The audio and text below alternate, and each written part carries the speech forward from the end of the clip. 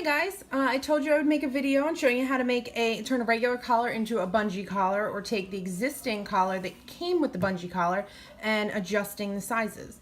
So you will need a couple of tools. First will be a screwdriver. Just for my screws, they are flathead. So I have a flathead screwdriver. Some of the screws are Phillips head, so adjust accordingly. A seam ripper. Just your average seam ripper out of a sewing kit. You'll also need a leather punch. So this leather punch, I believe, was about $8 at Home Depot, and works pretty well.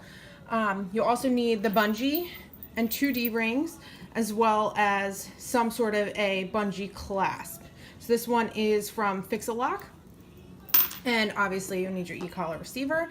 And an optional piece that I use is the jingle-less tag that I bought on Amazon, as my dog is off-leash e-collar trained. So typically she doesn't have a secondary collar on for most of our outings. So the first thing that you want to do is take your collar, whether it is a collar that was on a buckle that you bought at a pet store, or whether it was a bungee collar, and you want to remove any seams if there are any. So this was just a typical collar.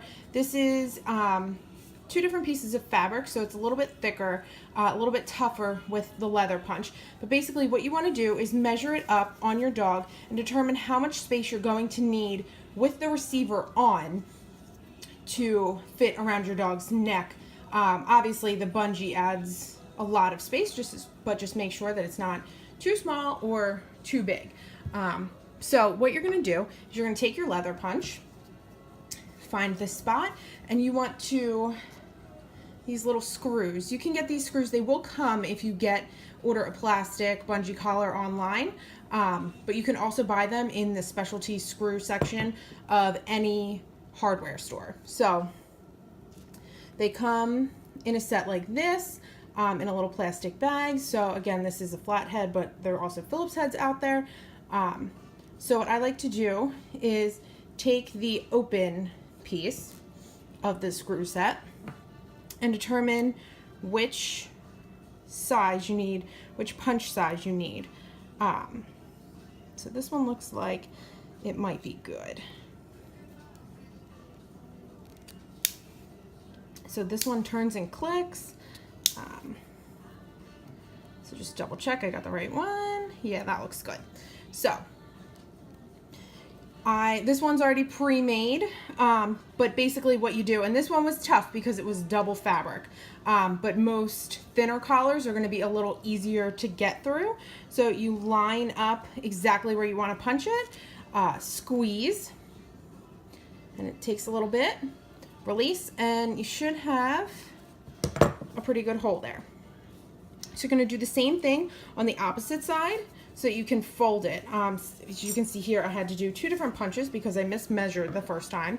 So this later punch is the one that I'm going to do again. So right here, and then you can fold that and you'll be able to put the screw in. As you can see, there's a lot of room here. You don't necessarily need that much room, just enough room for the D-ring to go through. So for here, I'm going to put this on. Take one side of the screw and push it through, and then take the other side of the screw, and I'm going to push it through the second one.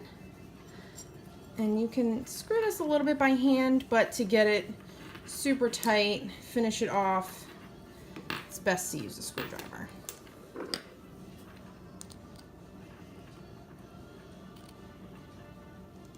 There you go. So we're halfway done. It's a little crooked. So at this point, slip on the e-collar receiver. So like I said, this one's a little thick because it has the neoprene. But once you get it through, it slides on pretty good. And I also, like I said, use a tagless, or I should say jingle-less tag for my dog, because the e-collar is always on her. Her regular collar is not. So I put this on and actually place it right over the e-collar. just so it doesn't take up more space on the collar and you can see a little bit more of the fabric. And then loop it through here, fight with this a little bit.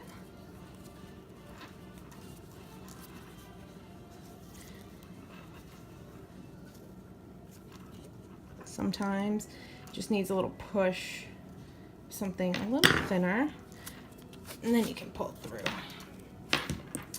And then the next step is to make sure that this is lined up properly. And I'm gonna put this part through the D-ring and do the same thing as we did the first time around. So one side through the front, and I try to make sure that it's the same end on the front as it is on the other end, so it doesn't just make it a little bit more professional looking. Not that I think anybody would notice that but me. So match them up, and then again screw in a little by hand until it's tight enough that you trust it, and then tighten just a little further with the actual screwdriver. There you go. So it allows you now to use the bungee action to put it on the dog. So there you go. Perfectly simple. If you guys have any questions, let me know.